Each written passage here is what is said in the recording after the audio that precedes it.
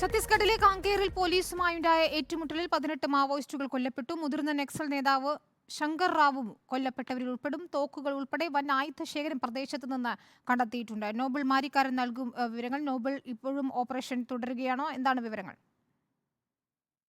ഛത്തീസ്ഗഡിലെ കാങ്കറിൽ ഇപ്പോഴും ഏറ്റുമുട്ടൽ തുടരുകയാണ് എന്ന വിവരമാണ് പുറത്തേക്ക് വരുന്നത്. 18 നക്സലേറ്റുകൾ മാവോയിസ്റ്റുകളെയാണ് ഈ ഘട്ടത്തിൽ കൊന്നിരിക്കുന്നത് എന്ന വിവരമുണ്ട്. ഒപ്പം 3 ഉദ്യോഗസ്ഥർക്ക് പരിക്കേറ്റതായും വിവരം ഉണ്ട്. കാങ്കർ എന്ന് പറയുന്നത് ഈ ബസ്തർ ലോക്സഭാ മണ്ഡലത്തിൽ ഉൾപ്പെടുന്നതാണ്. അവിടെയാണ് അടുത്ത 19-ന് ലോക്സഭാ ഇലക്ഷൻ നടക്കാൻ ഇരിക്കുന്നത്. ആ പ്രദേശത്താണ് ഇപ്പോൾ ഏറ്റുമുട്ടൽ ഉണ്ടായിരിക്കുന്നത്. ഇതൊരു നിബിഡ വനമാണ് എന്ന മാവോയിസ്റ്റുകൾ ഒളിച്ചിരിക്കുന്ന വിവരം ലഭിച്ച് അതിന് പിന്നാലെയാണ് അങ്ങോട്ട് പ്രത്യേക ദൗത്യത്തിന്റെ ഭാഗമായി പോലീസ് ഉൾപ്പെടെ എത്തുകയും പിന്നീട് ഏറ്റുമുട്ടൽ ഉണ്ടാവുകയും ചെയ്തത്. കഴിഞ്ഞ ദിവസങ്ങളിലൊക്കെ സമാനമായ രീതിയിൽ തന്നെ മാവോയിസ്റ്റുകളുമായി ഏറ്റുമുട്ടൽ നടക്കുകയും മാവോയിസ്റ്റുകളെ പോലീസും അതോടൊപ്പം തന്നെ പ്രത്യേക സേനയും വധിക്കുകയും ചെയ്ത വാർത്തകളൊക്കെ പുറത്തേക്ക് വന്നത്. അതിന് പിന്നാലെ പക്ഷെ 18 പേരോടാകുന്ന ആളുകളെ ഒരു ഗ്രൂപ്പിനെ വധിക്കുന്നത് ഈ അടുത്ത കാലത്ത് ആദ്യമായാണ്. എന്താണെങ്കിലും നക്സലുകൾക്കെതിരായ നിലപാടുകൾ ശക്തമാക്കുകയാണ് ഛത്തീസ്ഗഡിൽ, പ്രത്യേകിച്ച് പുതിയ BJP സർക്കാർ വന്നതിന് ശേഷം. അതിന് പിന്നാലെ ഉണ്ടായ ഏറ്റവും വലിയ ഏറ്റുമുട്ടൽ കൂടിയാണ് ഇപ്പോൾ നടന്നിരിക്കുന്നത്. 18 നക്സലേറ്റുകൾ, 18 മാവോയിസ്റ്റുകളെയാണ് എന്താണെങ്കിലും ഈ ഘട്ടത്തിൽ കൊന്നതായി വിവരം ഇപ്പോൾ പുറത്തേക്ക് വന്നിരിക്കുന്നത്.